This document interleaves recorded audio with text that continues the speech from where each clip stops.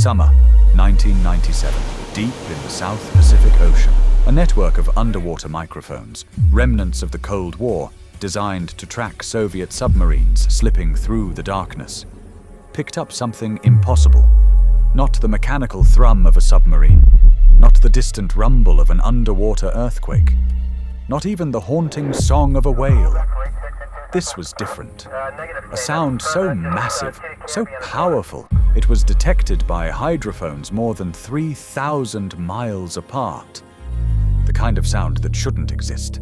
The kind of sound that, if it came from a living creature, would require something far larger than anything science had ever documented. They called it the bloop. And for years, the US Navy and NOAA kept the recordings classified. Not because they knew what it was, but because they didn't. And in the deep ocean, where 95% remains unexplored, that's a terrifying admission. But the bloop wasn't the first time the Navy encountered something in the depths that defied explanation. There was another incident, one that left physical evidence, one that suggested we're not alone down there. This is the story of what the Navy found, what they recorded, and what might still be lurking in the places we've never looked. To understand what the Navy discovered, you need to understand the technology that found it. In the 1950s, at the height of Cold War paranoia, the United States military developed something extraordinary: the Sound Surveillance System, SOSUS for short. It was a massive network of underwater microphones, hydrophones, anchored to the ocean floor at strategic locations across the Atlantic and Pacific. The mission was simple: detect Soviet submarines before they could get close to American shores. These weren't ordinary microphones. They were positioned at specific depths where sound travels best, in what's called the SOFAR channel, the sound fixing and ranging channel. In this layer of ocean, sound waves can travel thousands of miles without dissipating. It was brilliant, and it was completely classified. For decades, the Navy tracked submarine movements, recorded acoustic signatures, mapped Soviet naval operations. The hydrophones heard everything: whale songs, tectonic activity, passing ships, volcanic eruptions. But in 1991, as the Soviet Union collapsed, something changed. The Cold War ended. And suddenly, the Navy had this incredible surveillance system with no enemy submarines to track. So they did something unprecedented. They partially declassified SOSUS and opened it up to scientists, oceanographers, marine biologists, researchers who had never dreamed they'd have access to the most sophisticated underwater listening network on Earth. And that's when things got strange. Because the scientists didn't just find whales and earthquakes. They found sounds that shouldn't exist. Sounds that had no explanation. Sounds that had been recorded for years, but never analyzed because the Navy was too busy hunting submarines. The most famous of these sounds? The bloop. Let me paint the picture. NOAA researchers are monitoring the Equatorial Pacific Ocean Autonomous Hydrophone Array. They're listening for volcanic activity, tracking marine mammals, gathering baseline ocean acoustics. Then, on their screens, they see it, a spectrogram, a visual representation of sound showing something extraordinary. An ultra-low frequency sound, rapidly rising in pitch, lasting about 1 minute. Detected by multiple hydrophones spread across thousands of miles of ocean. The source? Somewhere near 50 degrees south, 100 degrees west. A remote point in the South Pacific, west of the southern tip of Chile. You want to know how remote? It's close to Point Nemo, the oceanic pole of inaccessibility, the most isolated spot on Earth. The nearest land is over 1,600 miles away. It's so far from civilization that the closest humans are usually astronauts on the International Space Station. And here's what made the bloop terrifying. When researchers analyzed the sound pattern, it matched the acoustic profile of a biological creature. Not mechanical, not geological, biological. The frequency variation, the way it swept upward, it resembled sounds made by marine mammals, like whale calls, but scaled up to something incomprehensible. Dr. Christopher Fox from NOAA studied the bloop extensively. In interviews, he stated that while the sound had characteristics similar to living creatures, there was a critical problem. To produce a sound that loud enough to be heard 3,000 miles away, would require an animal far more powerful than any known species on Earth. Bigger than a blue whale, bigger than anything in the fossil record, bigger than should be physically possible. Think about that. The largest animal ever known to exist is the blue whale. Up to 100 feet long, 200 tons. The bloop would need to be several times that size. We're talking 200, 300, maybe 400 feet. A leviathan from mythology made real, and it gets darker. The bloop wasn't recorded just once. It repeated multiple times over weeks. Not identical, but similar enough to suggest the same source. Something was out there, alive, moving through the deep ocean, making sounds we couldn't explain. Now you might be thinking, this is just an unexplained sound. Probably ice, probably nothing. The ocean makes weird noises all the time, except the Navy had already encountered something that left scars. The USS Stein, a Knox-class destroyer escort, was conducting routine operations in the Pacific Ocean. Suddenly, the crew detected problems with their sonar system. Performance degraded, range reduced. Something was wrong. When the ship returned to port for maintenance, technicians inspected the AN/SQS-26 sonar dome, a large, rubber-coated bulb mounted to the hull that houses sensitive sonar equipment. What they found stopped them cold. The dome was covered in deep scratches, long gouges, and embedded in the rubber were dozens of curved, sharp claws. Hooks, really. Biological hooks. The damage wasn't from debris. It wasn't from collision with rocks or coral. This was an attack. Something had aggressively interacted with the USS Stein sonar dome with enough force to tear through reinforced rubber. Marine biologists were called in. The hooks were analyzed, measured, compared to known species. The verdict? Giant squid. Or more specifically, something even larger. A colossal squid. But here's the problem. The hooks embedded in the Stein's dome were significantly larger than any squid hooks previously documented. They suggested an encounter with a creature bigger than any squid on record. Giant squids, Architeuthis ducks, can reach 43 feet long. Colossal squids, Mesonychoteuthis hamiltoni, are heavier, stockier, reaching 23 feet and over 1,000 pounds. Both are apex predators of the deep, living at crushing depths where humans can't reach them. Both have hooks, rotating serrated hooks on their tentacles designed to grip and tear prey.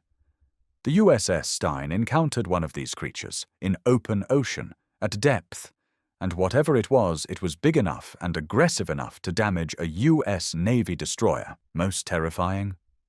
The Navy has no idea why it attacked. Was the sonar irritating it? Was the ship perceived as a threat? Or was this creature simply territorial, defending its domain from an intruder? We don't know, because nobody saw it happen. The crew never spotted the squid. It struck from below, in the darkness, and vanished. So what's really going on? Are we dealing with sea monsters, or is there a rational explanation? Let's start with the bloop. For years, the leading theory was that it came from an unknown, giant marine animal. The internet exploded with speculation. Lovecraft's Cthulhu, ancient leviathans, creatures from the Mariana Trench. But in 2005, NOAA deployed more hydrophones closer to Antarctica, and they started detecting similar sounds. Lots of them. Sounds with the same spectral characteristics as the bloop. The source: ice. Specifically, cryoseisms, ice quakes. When massive icebergs crack and break away from Antarctic glaciers, they produce incredibly powerful, low-frequency sounds. The fracturing of ice under immense pressure, the grinding of icebergs scraping along the seafloor. These sounds travel thousands of miles through the ocean, and when played back at higher speeds, remember, the original recordings are 16 times slower than real time, They sound eerily biological. By 2012, NOAA officially concluded that the bloop was consistent with iceberg carving in Antarctica. Mystery solved. Case closed. Except, not everyone is convinced, because here's what doesn't add up. The bloop was far louder than typical ice quakes. The location doesn't perfectly match known iceberg activity from 1997. And the frequency pattern remains unusually similar to biological sounds. Some researchers still believe there's more to the story, that maybe the bloop was something else, and the ice explanation is convenient. That maybe in the vast, unexplored depths, something large and unknown is still out there. And then there's the squid problem. For over a century, giant squids were considered myths, sea monsters, exaggerations by drunk sailors. Science rejected their existence. Then, in the 1870s, carcasses started washing ashore. Proof. By the 1900s, we had specimens. By 2004, Japanese researchers captured the first photographs of a live giant squid in its natural habitat. In 2012, they filmed one. And just this year, 2025, scientists captured the first ever footage of a live colossal squid in its natural environment. A juvenile, nearly transparent, hovering 2,000 feet below the surface near the South Sandwich Islands. Here's the point. For decades, we said giant squids didn't exist. We were wrong. For a century, we'd never seen a colossal squid alive. Until this year. So when the Navy tells us they found hooks from a squid bigger than any on record, when NOAA records sounds that match biological patterns but come from something impossibly large, when 95% of the ocean remains unexplored, maybe we should stop assuming we know what's down there. Here's the part that keeps me up at night. The SOS-US network, the Navy's underwater surveillance system, is still operational, still listening, still recording. But it's not fully declassified. Most of what it hears remains classified, hidden in vaults, buried in restricted databases. We got the bloop because scientists were granted limited access. We know about a few strange sounds. Julia, train, slow down, upsweep. But what about the sounds we haven't heard? What about the recordings the Navy hasn't released? Think about it. The ocean is the largest habitat on Earth. It covers 71% of the planet's surface. The average depth is over 12,000 feet. The deepest point, the Mariana Trench, goes down 36,000 feet. We've explored less than 20% of it in high resolution. Less than 5% has been directly observed by human eyes or cameras. There are entire ecosystems down there that we've never seen. Species that exist at pressures that would crush a submarine. Life forms that glow with their own light, that reproduce without sunlight, that feed on chemicals from volcanic vents. We've discovered glass squids, vampire squids, goblin sharks, frilled sharks that look like living fossils, creatures with transparent heads, fish with teeth so large they can't close their mouths. And those are just the ones we've found. The deep ocean is Earth's last true frontier. It's more unexplored than the surface of Mars, more mysterious than outer space, because at least in space we can see. In the ocean, beyond a few hundred feet, it's absolute darkness. Anything could be down there. Anything could have produced the bloop. Anything could have attacked the USS Stein. And the SOS-US network? It's listening. Right now, recording sounds that might not be declassified for decades. Sounds that might reveal something extraordinary, or something terrifying. In 2012, NOAA scientist Robert Giac told reporters that their hydrophones pick up tens of thousands of bloop-like sounds every year in the Southern Ocean. Thousands. Every single year. Most are probably ice, probably geological, probably explainable. But what about the ones that aren't? Today, the bloop is officially explained as an ice quake. The USS Stein incident is filed away as an encounter with a large squid. Mysteries solved. Nothing to see here. But here's the truth they don't tell you. The ocean doesn't give up its secrets easily. For every mystery we solve, a dozen more remain. For every creature we discover, 100 more stay hidden. For every sound we explain, the hydrophones record 10 more we can't. The colossal squid, the largest invertebrate on Earth, was first discovered in 1925. It took us 100 years to film one alive. 100 years for a creature that exists, that we had specimens of, that we knew was real. So when the Navy says they don't know what attacked the USS Stein, when scientists say the bloop was just ice, but can't explain why it was so much louder than any ice quake before or since, when 95% of the ocean remains unexplored, I think we should pay attention. Because the deep ocean is not empty, it's not barren, it's teeming with life we've never imagined. And some of that life is very, very large.